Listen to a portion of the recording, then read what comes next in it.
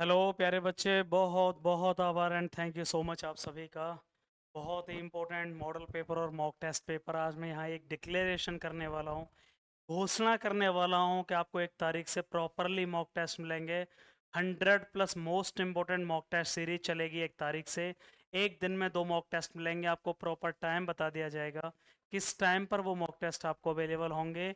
Air force intake 02 2025, टारगेट 18 अक्टूबर का है हमारा, 18 अक्टूबर को एग्ज़ाम है। 100 most important mock test series आपको 1 तारीख से रेगुलरली रोजाना 2 मॉक टेस्ट बहुत बेहतरीन लेवल के। और आज भी मैं मॉक टेस्ट कराने वाला हूं जो कि बहुत important official mock test paper है। यार आप इसमें 15+ लेकर आ रहे हैं, आपकी बहुत अच्छी तैयारी है। मैं ये चैलेंज कर रहा हूं, ठीक है ना। वो सभी बच्चे जो इस मॉक टेस्ट में 2021 का मॉक टेस्ट पेपर है जो एयरफोर्स ने कराया था, मैंने बहुत इधर उधर से ढूंढ करके निकाला है।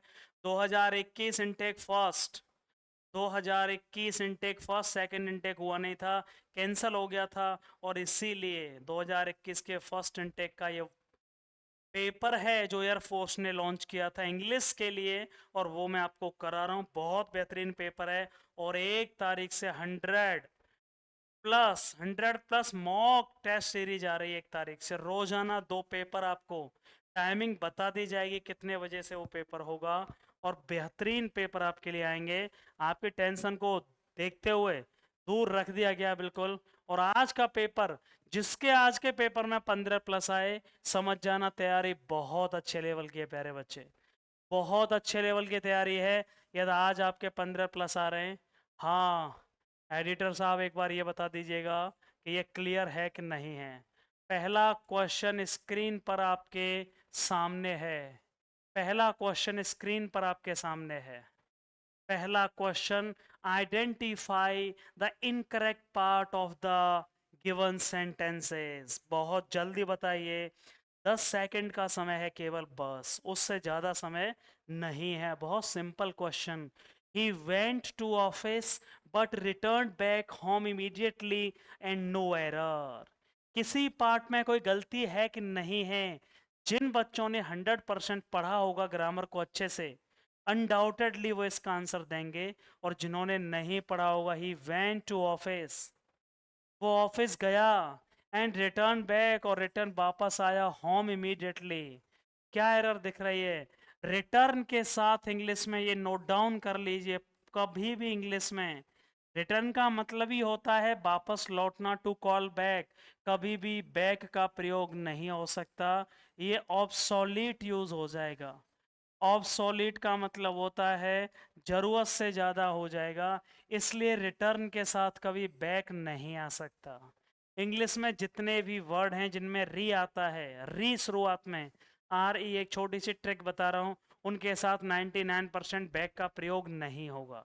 रिटर्न के साथ बैक का प्रयोग कभी नहीं होता। इसे नोट डाउन करते चलिए। पहला क्वेश्चन है प्यारे बच्चे, पहला क्वेश्चन स्क्रीन पर, सेकंड क्वेश्चन आपके सामने है। सेकंड क्वेश्चन स्क्रीन पर प्यारे बच्चे आपके सामने, फटाफट से बताइए।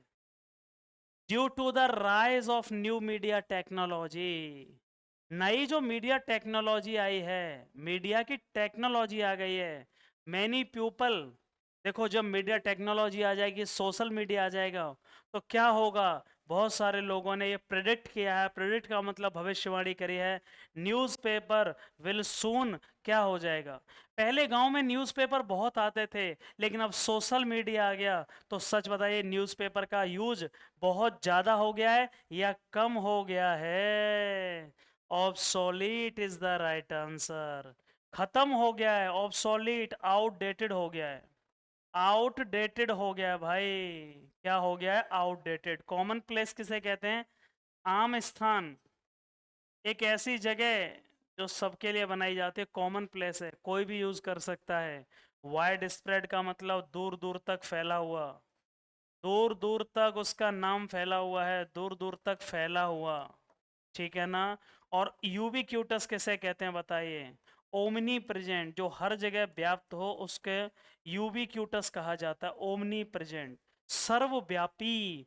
जो हर जगह, जैसे गॉड क्या भगवान हर जगह होता है, तो आप कह सकते हो गॉड इज यूबिक्यूटस, एडजेक्टिव है यूबिक्यूटस।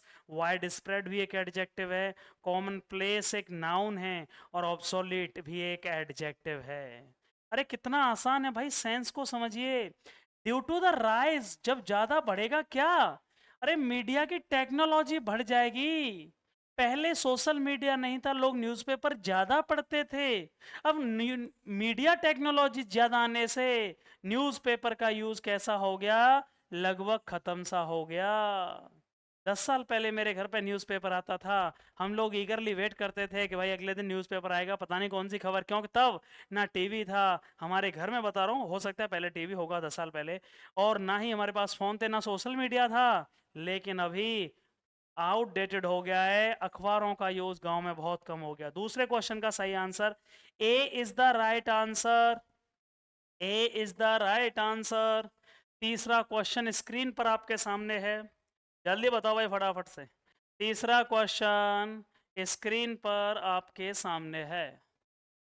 तीसरा क्वेश्चन जल्दी कौन बताएगा भाई, फटाफट से बताओ भाई। बहुत अच्छा क्वेश्चन है, कंफ्यूज नहीं होता, ब्रदर की बात हो रही है। जो पद में बड़ा हो उसके लिए सीनियर आती है, जो पद में बड़ा हो, जो पद में बड़ा हो उसके लिए सीनियर आती है। भाई पद में बड़ा नहीं है, जो एज में पुराना हो, पुराने टाइम की चीज हो, पुराने टाइम का हो, जो उसे ओल्डर कहा जाता है, पुराने टाइम का। ये समय के लिए आता है, पुराने टाइम का। जो ब्लड रिलेटिव हो उसके लिए, ब्लड रिलेशन दिखाए, ब्लड रिलेशन दिखाए, सगे संबंधी की बात की जाए और उस समय एज की बात हो, सगे संबंधियों में एज की बात हो, तो एल्डर लगाते हैं। और ओल्डर की सुपरलेटिव डिग्री ओल्डेस्ट है, सुपरलेटिव डिग्री है ओल्डेस्ट, सुपरलेटिव डिग्री। ये यूज हो नहीं सकती भाई के लिए, ओल्डेस्ट होगा नहीं। अरे ये सुपरलेटिव डिग्री है, कितना आसान है ये बताओ। माई सीनियर ब्रदर के एल्डर ब्रदर, हमेशा सगे संबंधियों के लिए लिख लेना एल्डर लगाते हैं, और पुराने समय की चीजों के लिए ओल्डर लगाते हैं, कभी भी सगे संबंधियों के लिए ओल्डर नहीं आएगी।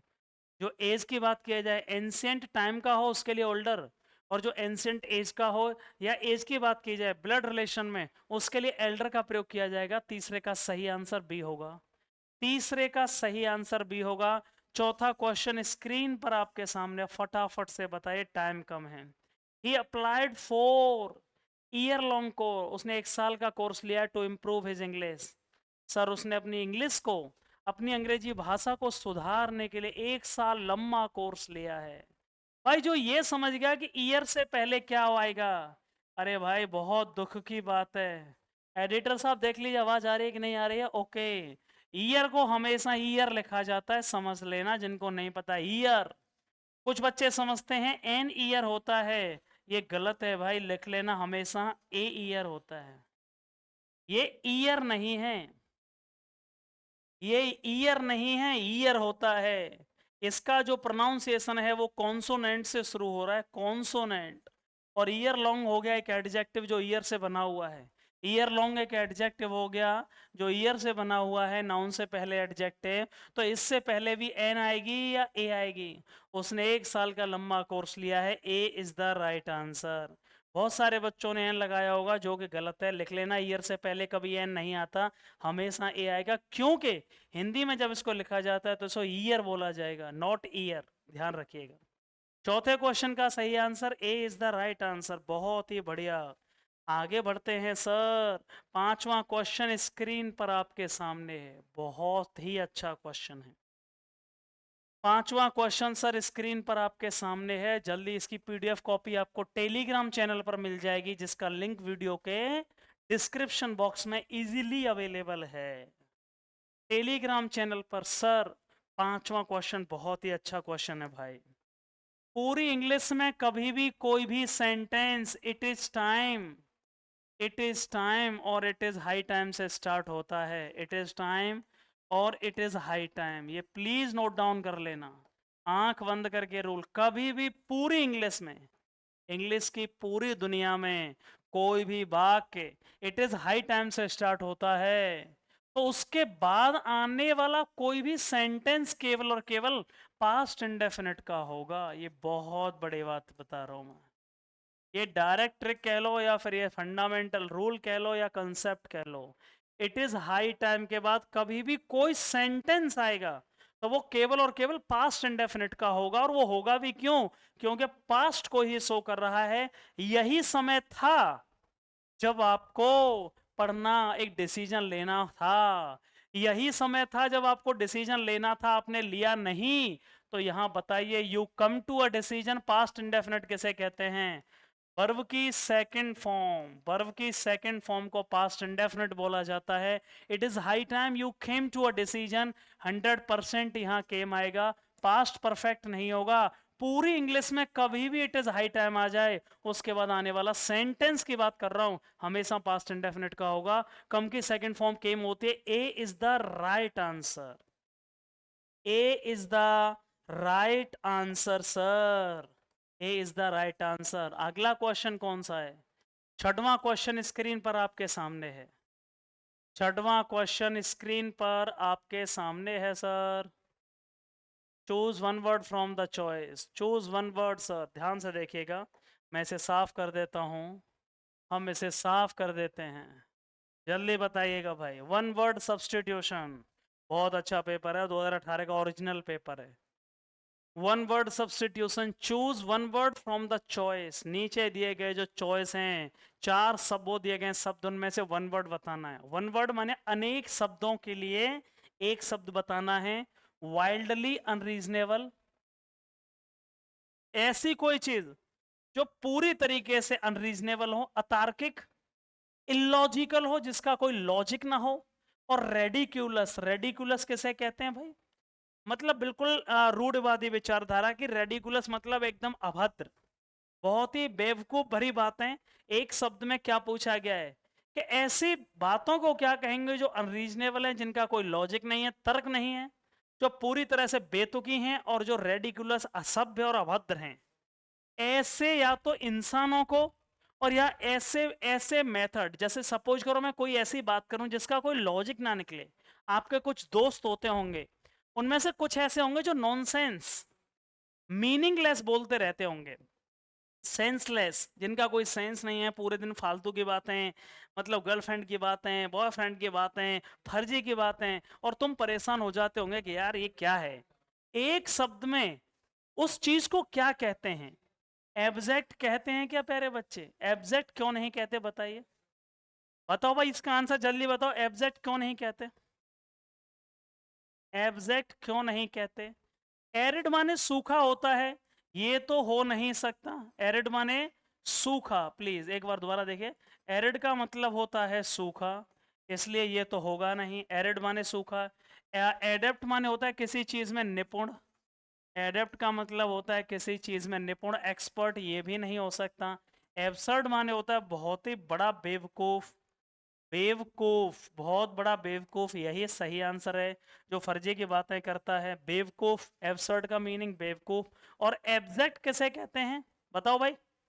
एब्जेक्ट का मीनिंग क्या है? एक तो होता है त्यागना, और दूसरा एब्जेक्ट का मतलब बहुत ही ट्रिवियल चीजें जो तुच्छ होते हैं, TRIVIAL। इंपॉर्टेंट जो नहीं होती हैं, नॉट इंपॉर्टेंट। एब्जेक्ट का मतलब होता है जिनका लेवल बहुत तुच्छ, नीच आदमी कह सकते हो आप। एब्जेक्ट माने गिरा हुआ, बहुत ही नीच आदमी, उसको तुच्छ बोला जाता है, ट्रिवियल, अनइम्पोर्टेंट, ठीक है ना? आंसर क्या होगा? एब्सर्ड। कोई ऐसी चीजें जो बिल्कुल अतार्किक हो, इलॉजिकल हो, जिनका कोई सेंस ना हो, उसे एक वर्ड में एब्सर्डिटी, शायद आपने सुना होगा। एब्सर्डिटी कहते हैं ना, हाइट ऑफ एब्सर्डिटी, मतलब बेवकूफी की सीमा, हद जो होती है। आंसर क्या होगा? D is the right answer. 7वां क्वेश्चन स्क्रीन पर आपके सामने, मुझे फटाफट इसका आंसर चाहिए भाई, जल्दी, फटाफट। बहुत अच्छा question. Passive boys, passive boys change करना है भाई। पैसिव बॉयज, जल्दी बताइए, जल्दी बताइए फटाफट से, पैसिव बॉयज बनाइए। Imperative sentence, passive voice. Don't insult, don't आ रहे, डू नॉट, मतलब ये इंपरेटिव का नेगेटिव है। डोंट प्लस के वर्ब की फर्स्ट फॉर्म कभी आ जाए तो समझ लेना वो इंपरेटिव का नेगेटिव है। डोंट प्लस के वर्ब की फर्स्ट फॉर्म कभी आ जाए तो समझ लेना इसमें ऑब्जेक्ट और दिया गया है द पुअर। जब किसी इंपरेटिव में ऑब्जेक्ट दिया जाए तो उसका पैसिव बनता है लेट प्लस के ऑब्जेक्ट प्लस के बी प्लस के वर्ब की थर्ड फॉर्म। शायद आपको पता होना चाहिए, let plus object plus be plus verb की थर्ड फॉर्म। ऑब्जेक्ट हमारे पास द पुअर है। डू नॉट का मतलब है कि नेगेटिव सेंटेंस है। इंपरेटिव का नेगेटिव कभी भी डोंट के बाद वर्ब की फर्स्ट फॉर्म आएगी। इंपरेटिव का नेगेटिव लेट से बनाएंगे, let the poor, not to insult, third form नहीं है, पैसिव में हमेशा थर्ड फॉर्म आती है। मेन वर्ब की third form let the poor not be insulted. जल्दी बताओ, बिल्कुल सही लग रहा है, बिल्कुल सही। Let the poor to be not insulted, इसका सेंस चेंज कर दिया, टू का कोई मतलब नहीं है। लेट अस नॉट, ये लेट अस हो नहीं सकता, आंसर हो गया सी। लेट प्लस के ऑब्जेक्ट प्लस के बी प्लस के वर्ब की थर्ड फॉर्म, क्योंकि नेगेटिव इसलिए नॉट यहां आ जाते हैं। Let the poor not be insulted. सातवें का सही answer B is the right answer.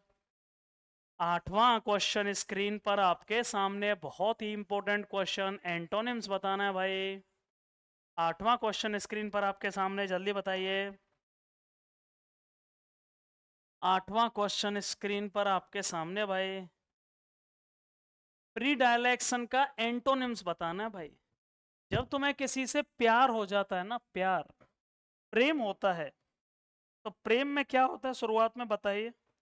किसी की तरफ झुकाव हो जाता है भाई, प्री डायलेक्शन। प्री माने पहले, डायलेक्ट माने मतलब मैं उससे स्नेह करने लग गया हूं पहले से ही। प्री डायलेक्शन का मतलब होता है स्नेह, स्नेह या लगाव, लगाव, अफेक्शन, अफेक्शन। सर मुझे उससे प्यार हो गया है। प्री डायलेक्शन एक नाउन है। ये सारे जितने भी इसमें वर्ड है वो सारे नाउन हैं। अवर्जन माने घृणा होती है। ये इसका आंसर हो सकता है, भी देख लेंगे। अरे प्री डायलेक्शन का मतलब किसी से प्यार करना, और जब किसी से घृणा करते हो तो उसे अवर्जन बोलते हैं। सर ऑब्जेक्टिविटी किसे कहते हैं? निष्पक्षता। निष्पक्षता को क्या बोलते हैं, जल्दी बताओ। जहां कोई पक्षपात ना हो उसे ऑब्जेक्टिविटी बोलते हैं। सर दूसरा मीनिंग इंग्लिश में क्या होगा इसका? आप फेयरनेस कह सकते हो, फेयरनेस। जस्टिसनेस कह सकते हो आप, ठीक है ना, समझ में ना आए, जस्टिसनेस। सर यहाँ न्याय बहुत है, कोई किसी के साथ भेदभाव नहीं किया गया, भेदभावहीन ऑब्जेक्टिविटी। ये होगा नहीं। डिफीट माने हार होती है, ये होगा नहीं डिफीट, ठीक है। और ऑब्लिवियन किसे कहते हैं, जल्दी बताइए। ऑब्लिवियन तो पता होना चाहिए, ठीक है। जब आपको भूलने की बीमारी लग जाती है, फॉरगेटफुलनेस हो जाती है, उसको ऑब्लिवियन कहते हैं। Forgetfulness, forgetfulness, loss of memory, भूलने की बीमारी लग जाती है, उसे ऑब्लिवियन कहते हैं। ये भी नहीं होगा। प्रीडायलेक्शन माने किसी से प्यार हो जाना, किसी की तरफ झुक जाना, स्नेह हो जाना। और अवर्जन माने होता है किसी से घृणा, किसी से विरक्ति हो जाना, मतलब नहीं रहना। This is the right answer. This opposite पूछा गया है, एंटोनिम्स पूछा गया है। सर इसका अपोजिट क्या होगा? नौवां क्वेश्चन स्क्रीन पर आपके सामने मैं लिख देता हूं थोड़ा सा। नौवां क्वेश्चन, चलिए भाई, ये आ गया ऊपर, देख लीजिए नौवां क्वेश्चन। चलो जल्दी बताओ भाई। नौवां क्वेश्चन स्क्रीन पर आपके सामने है, ये सबकी स्क्रीनशॉट ले लिया करो। सिनोनिम्स बताइए गिवन वर्ड। ऑस्मोसिस का सिनोनिम्स बताना होगा। ऑस्मोसिस, सॉरी, ऑस्मोसिस का सिनोनिम्स क्या होगा, जल्दी बताओ। ऑस्मोसिस किसे कहते हैं? शायद आपने बायोलॉजी में पढ़ा होगा। परासरण की प्रक्रिया, परासरण, विसरण और परासरण की प्रक्रिया, उसे ऑस्मोसिस कहा जाता है। तो जल्दी बताओ भाई, ऑस्मोसिस किसे कहते हैं? इसका सिनोनिम्स, पर्यायवाची क्या होगा ऑस्मोसिस का पर्यायवाची? एवरप टेंडिंग, एक ऐसा अंत होना। पहले स्ट्रेंथ किसे कहते हैं? स्ट्रेंथ कहते हैं ताकत को, ठीक है ना, ताकत को स्ट्रेंथ। ऑस्मोसिस किसे कहते हैं? जब धीरे धीरे, धीरे धीरे, ग्रेजुअल, GRADUAL, ग्रेजुअल। देखो एक चीज होती है, ऑस्मोसिस का मतलब है कि किसी चीज को पहले आप मानते नहीं थे, फिर आपको धीरे धीरे जाके क्या हुआ, बिलीव हो गया। धीरे धीरे आपको क्या हो गया, बिलीव हो गया कि भाई ठीक है, ओके, अब मैं इस बात को मानने लगा हूं। तो ग्रेजुअल एक्सेप्टेंस को ही क्या कहते हैं? ग्रेजुअल एक्सेप्टेंस को ही क्या कहते हैं? ऑस्मोसिस कहते हैं। बायोलॉजी में एक टर्म है ऑस्मोसिस, परासरण बोलते हैं उसको हिंदी में। ये वही क्रिया है जहां ग्रेजुअली, ग्रेजुअली वाटर एक फॉर्म से दूसरे फॉर्म में जाता है। So this is the synonyms और this would be the exact answer. Slow recovery, धीरे धीरे किसी चीज का ठीक होना, ये हो नहीं सकता। एवरप्ट एंडिंग किसे कहते हैं, बताओ जल्दी भाई। एक ऐसा अंत होना, एवरप्ट एंडिंग का मतलब बताइए जल्दी। एवरप्ट एंडिंग किसे कहते हैं, एवरप्ट किसे कहते हैं? एंडिंग माने हो गया अंत, और एवरप्ट का मतलब एक बहुत ही मतलब दयनीय, बुरा, बहुत बुरी स्थिति का अंत होना। एब्रप्ट माने पूरी तरह से खत्म, विनाश हो गया, उसे एब्रप्ट एंडिंग कहते हैं। ठीक है ना, ये भी आंसर नहीं होगा। और स्ट्रेंथ माने ताकत होती है, ये भी आंसर नहीं होगा। किसी चीज का ऑस्मोसिस का मतलब है धीरे धीरे उसको एक्सेप्ट करना, उसकी तरफ बिलीव करना, उसकी तरफ जाना, उसे कहते हैं ग्रेजुअल एक्सेप्टेंस।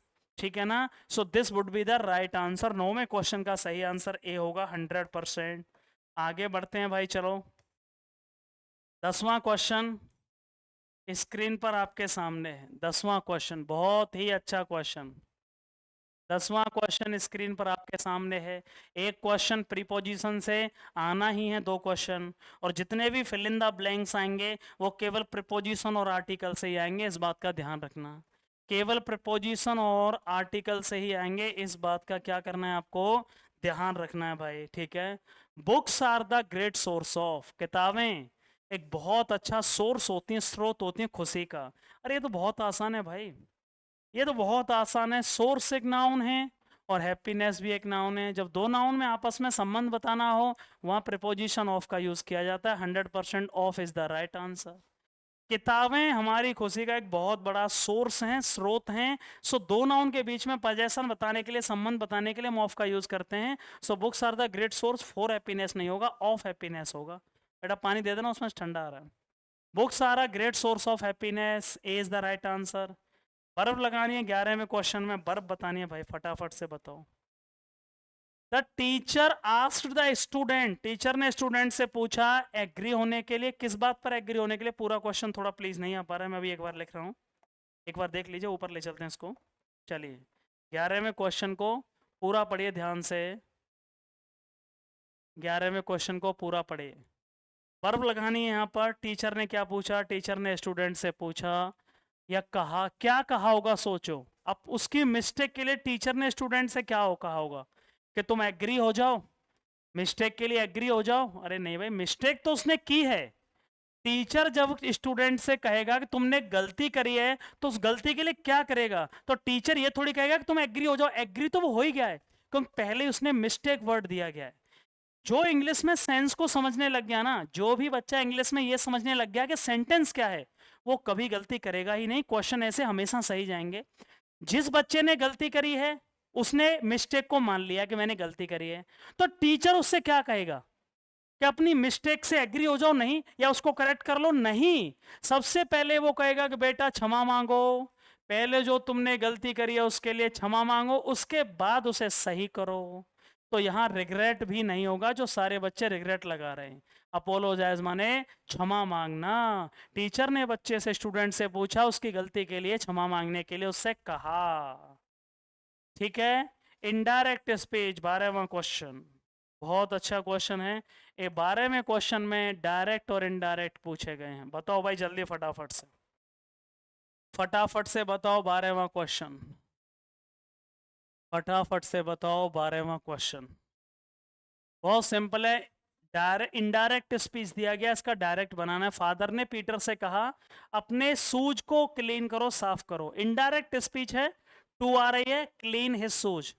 तो ध्यान से देखो, ये क्लीन हिज शूज चेंज हो जाएगा डायरेक्ट बनाते समय क्लीन योर शूज में। Clean your shoes, clean your shoes बिल्कुल सही है।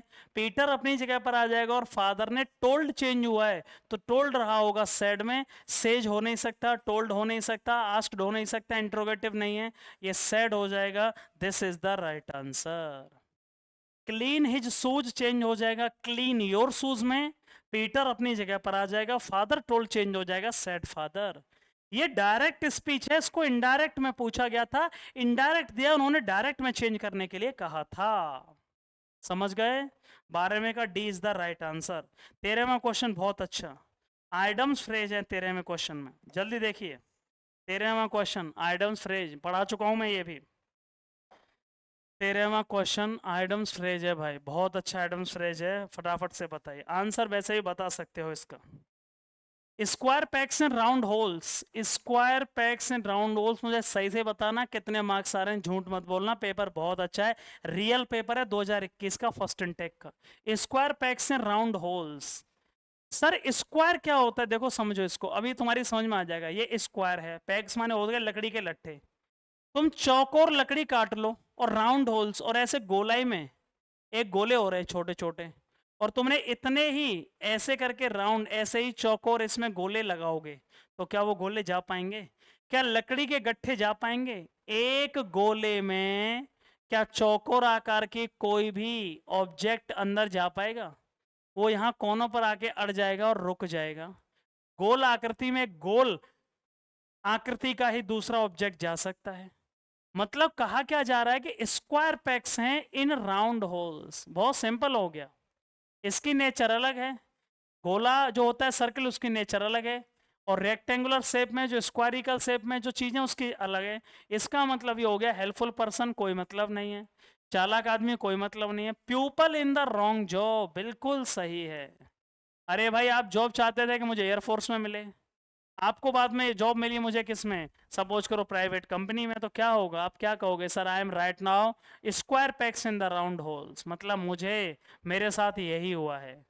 अरे भाई ऐसे लोग चाहते कुछ और थे, काम कुछ और मिला, जो मन का काम न मिला उसे कहते हैं square pegs and round hole. C is the right answer, C is the right answer. 14वां क्वेश्चन कहाँ है भाई, स्क्रीन में देखो, इधर चलते हैं। 14वां क्वेश्चन, 14वां क्वेश्चन स्क्रीन पर आपके सामने, करेक्टली स्पेल्ड वर्ड बताने, तुमने सेट भी नहीं किया भाई, क्या हो रहा है। 14वां क्वेश्चन स्क्रीन पर आपके सामने है, करेक्टली स्पेल्ड वर्ड बताना है। एक ही वर्ड 4 बार दिया गया है और उसको बोला गया कि बताइए कौन सी स्पेलिंग सही है। आपको मीनिंग पता होनी चाहिए, एक क्वेश्चन आना ही है करेक्टली स्पेल्ड वर्ड। 14वां क्वेश्चन फटाफट से बताइए, करेक्टली स्पेल्ड वर्ड, एक ही वर्ड दिया गया, मैं उसकी सही स्पेलिंग लिख देता हूं, लिख लेना, MUNIFICENT।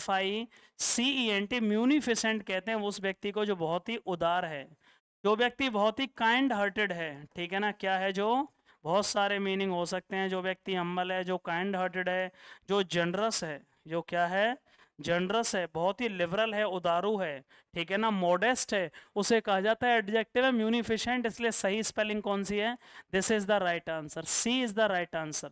म्यूनिफिसेंट का मतलब काइंड हार्टेड, ठीक है, जनरस, लिबरल एंड मॉडेस्ट, बहुत सारे मीनिंग हैं। एडवर्ब बतानी है, गिवन नाउन, एक नाउन दिया गया उसकी एडवर्ब बतानी है। प्योरिटी एक नाउन है, शुद्धता, प्योरिटी, ये क्वेश्चन आना ही है, इसको बोलते हैं फॉर्मेशन ऑफ वर्ड्स। ये क्वेश्चन कोई रोक ही नहीं सकता, ये आना ही है, इसको बोलते हैं फॉर्मेशन ऑफ वर्ड। शब्दों को नाउन से प्रोनाउन, प्रोनाउन से एडजेक्टिव। प्योरिटी एक नाउन है, लिख लो बेवकूफो, लिख लो, कम से कम लिख तो लो, नाउन। प्योरिटी का एडजेक्टिव होता है प्योर, प्योरिटी का एडजेक्टिव होता है प्योर।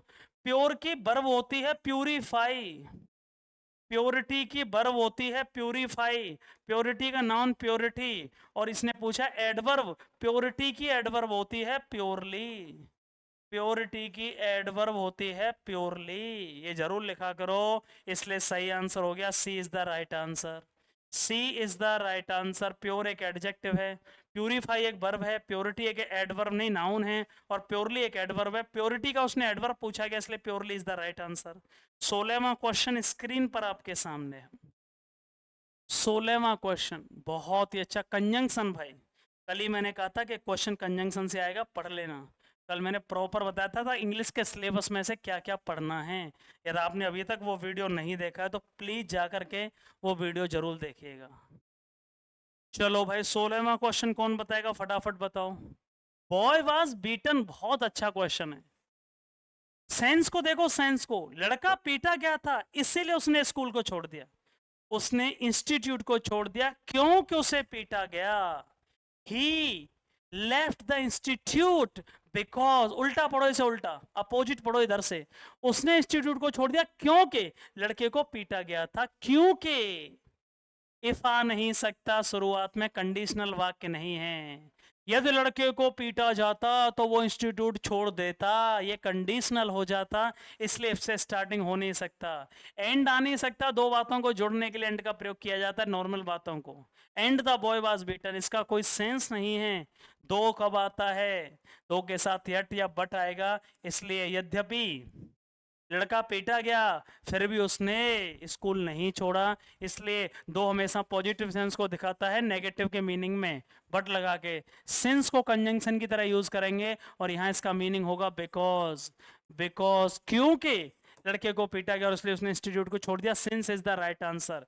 यहाँ सिंस एक कंजंक्शन है जिसका मीनिंग है बिकॉज, ध्यान रखना है इस बात का। शायद आपने पढ़ा होगा एज और सिंस को हम वाक्य के शुरुआत में यूज करते हैं, कंजंक्शन के सेंस में बिकॉज का अर्थ होता है, ठीक है ना।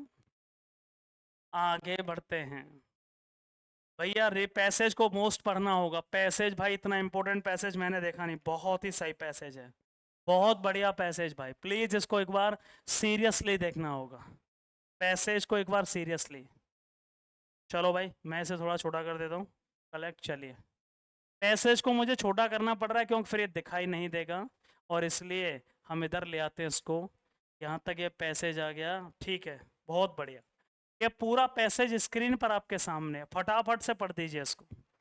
पूरा पैसेज स्क्रीन पर आपके सामने है, माल न्यूट्रिशन से रिलेटेड पैसेज है। जो हम खराब खाना खाते हैं, कुपोषण के शिकार हैं बच्चे गंदे खाने की वजह से, उन्हें पोषित न्यूट्रिशियस फूड नहीं मिल पा रहा है, और उसी से रिलेटेड ये पैसेज है, फटाफट से पढ़ दीजिए। और ये आपके लिए पूरे 2 मिनट का समय है पढ़ने के लिए। The most frightening aspect of malnutrition, ओहो, सबसे खतरनाक फ्रैटनिंग एस्पेक्ट माने जो एक बात है किसके बारे में, माल न्यूट्रिशन के बारे में, that is likely to cause permanent brain damage हो सकता है। हाँ, छोटे बच्चों को तुमने बासी खाना खिलाने से, गंदा खाना खिलाने से, एक बहुत बड़ी डरावनी बात है कि पूरी तरह से ब्रेन तक डैमेज हो सकता है, हम इसे हल्के में ले जाते हैं। एक्सपेरिमेंट किसके ऊपर किए गए? पहले एनिमल्स के ऊपर किए गए। सबसे पहले कोई एक्सपेरिमेंट किया जाता है तो जानवरों के ऊपर किया जाता है, और उन्होंने से पता चला कि brain damage due to malnutrition is irreversible. हो, एक बार माल न्यूट्रिशन से ब्रेन खराब हुआ तो उसको सही भी नहीं किया जा सकता। इरिवर्सिबल का मतलब है अनचेंजेबल, दोबारा that can not be taken back, जिसको दोबारा से वापस नहीं लाया जा सके, is called as irreversible. Malnutrition से जानवरों पर किए गए एक्सपेरिमेंट से पता चला कि एक बार ये माल न्यूट्रिशन से ब्रेन डैमेज हो गया तो डॉक्टर भी उसे ठीक नहीं कर सकते, एंड दिस में not be true of human beings. लेकिन ये बात ह्यूमन बींग्स के लिए सही नहीं थी, शायद ये ह्यूमन बींग्स के लिए ना हो, फिर भी नेवरदलेस ये बात मानी गई। नोन फैक्ट्स, अभी तक जो ज्ञात बात हैं, तथ्य हैं, एज वेल एज रिजल्ट्सों से ये पता चला, कंडक्टेड सो फार, जो अभी तक रिजल्ट किए गए उनसे ये पता चला, अलार्मिंग कंक्लूजन, बहुत खतरनाक निष्कर्ष निकले, बहुत ही डरावने वाले निष्कर्ष निकले भाई। द ह्यूमन ब्रेन, जो आदमी का ब्रेन होता है बच्चे से लेके वो पहले 3 महीने जब बच्चा पैदा होता है बहुत तेजी से बढ़ता है बिफोर इट्स बर्थ। हाँ, जन्म लेने से पहले ही जब माँ के पेट में बच्चा होगा, उसके पेट में पहले 3 महीने में बहुत तेजी से उसके दिमाग में वृद्धि होगी। चाइल्ड का ब्रेन 1/4 हो जाता है एडल्ट के ब्रेन के बराबर, कितने में? उसी दौरान, पहले 3 महीने में, इन फर्स्ट ईयर। समझ गए?